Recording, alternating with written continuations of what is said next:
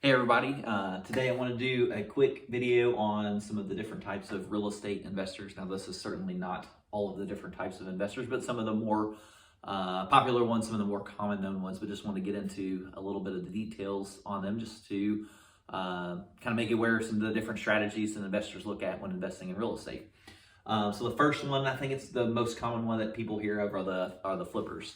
So this is an investor that is looking to purchase property, typically that needs some work done to it that can be done in a relatively quick amount of time and then flipped for a profit, so able to sell it relatively quickly. Now, there are different investors that are able to do different levels of this. Some investors are just looking for things that need cosmetic issues, so like paint, flooring, maybe fixing up some landscaping. My favorites are the ones that have all the overgrown vegetation out front that can be easily repaired. It's not as overly complicated, but deters a lot of people. Also love the ones that are smoke filled. That deters a lot of people, and the investors that are good at it know how to circumvent those things. It's been amazing. Some of my investors have purchased properties where the nicotine is just literally dripping down the walls, and what they're able to do to get that property remediated is pretty incredible on how quickly they're able to do that. But one of the things that they have to have in order to be successful at it is they usually have a great crew of people. Most flippers aren't doing the work themselves, although some do.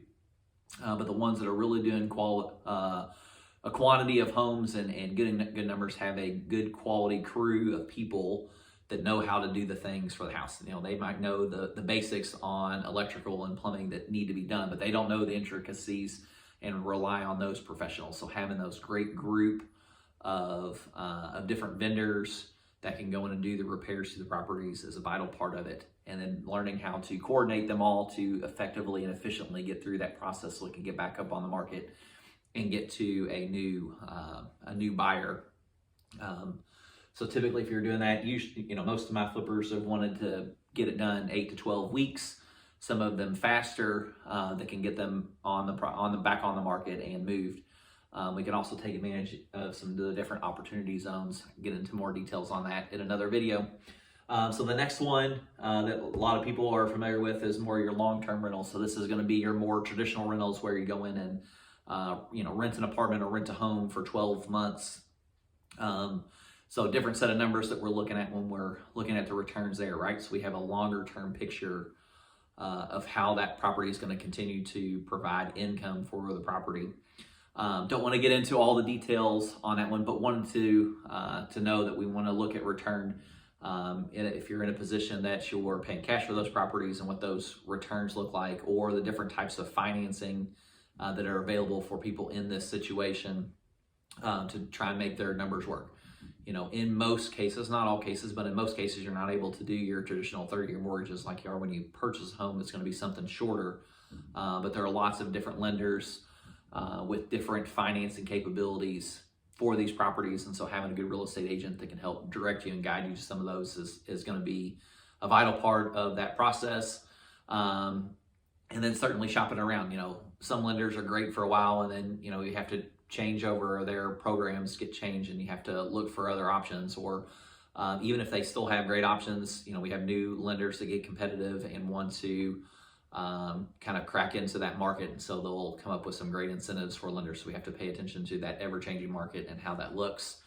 And then on the long-term rentals too, you have to look, when you're looking at those properties, you're looking at what's it going to take to get that property in condition to be able to rent the property to good quality tenants.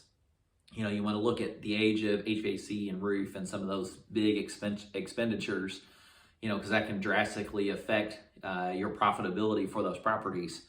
If you're renting a property for, $1,000, $1,500 a month, which is, a pretty reasonable rate in our area.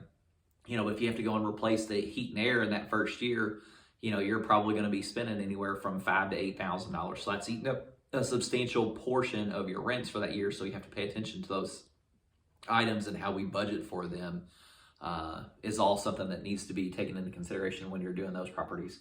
And then kind of the newest one to the game is the short-term rentals, and I say new to the game, but I've been fortunate and actually rented properties from short-term rentals gosh, back almost 20 years ago that we've been using those. So one of the big things for short-term rentals, while they're great for our new investors, which you have to pay attention to, is we want to learn how to leverage our time and how are we able to flip those properties. So that's our I call it getting them turned.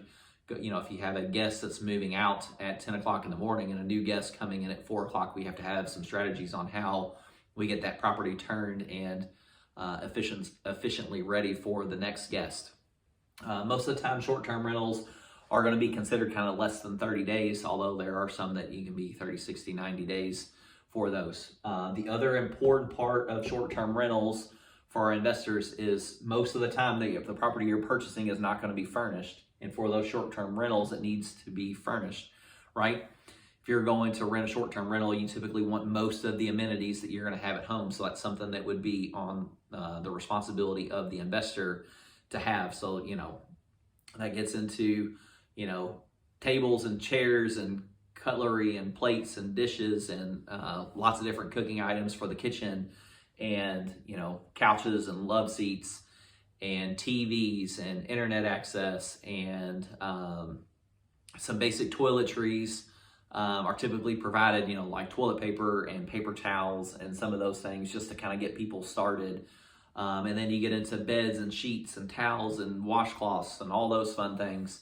So if that's something you're interested in, we're happy to discuss and give you some guidelines for those things. And then kind of your intermediary between the two, between short-term and long-term, we're actually seeing some investors start doing this a little bit more, but there are lots of industries that have contracts that they come into a market for only a short amount of time.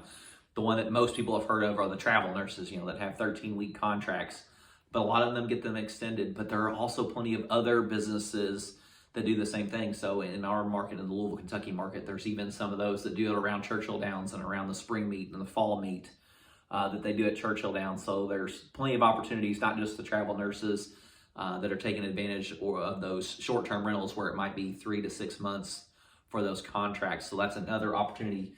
For those, though, you're going to have some more costs are built in when it comes to paying for utilities and all that stuff.